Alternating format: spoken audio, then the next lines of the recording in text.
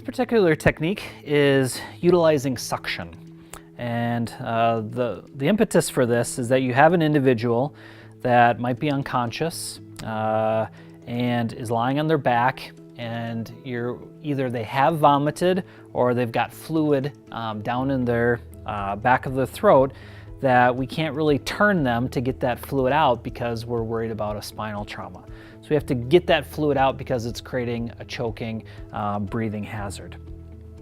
Our equipment that we use is we've got a number of different pieces to it. So one is the actual pump. Then we have a reservoir or a collector device where the fluid will go. And then we've got our vacuum tube. You can see that those two ends are a fairly good connection, so that secures onto there. You can see on this side that there's these grooves that fit directly into the pump. So once that's in, we're all set and ready to go. This particular pump is a manual pump, which means I actually have to manually squeeze that to create the suction. But there are automated pumps that don't require manual, but those require batteries or extension cords or power, where this does not. You can also see on the back here there is a knob that allows you to adjust between 100% suction and 50% suction.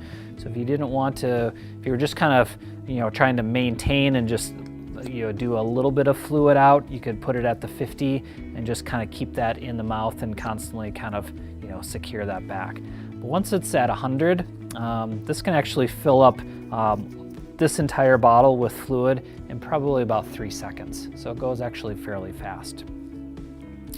So if the individual has fluid in here, you're going to notice and you're going to be able to see that. So we've got our pump here. You want to take your pump and you're going to insert this back down into the throat, so that way you can get as much fluid in there as possible. And then all you're going to do is just start squeezing the handle.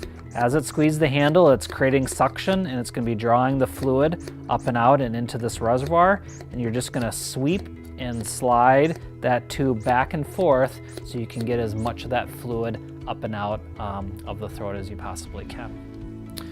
Certainly this is a biohazard, so you want to make sure that you've got your gloves on. Might even be worth having a face mask in case they cough and some of that fluid gets kind of spurted up into your face. You want to make sure that you're taking care of that. Once you're done, this can be drained. And again, now this entire device would have to be thoroughly cleaned and properly disinfected before you were to use this again. You can set it off to the side, do all your additional care if need be. If for some reason they vomit again or fluid comes up, you would just grab it again and continue to do your suction. So it's definitely helpful to have one person responsible for doing the suction and another person responsible for doing everything else.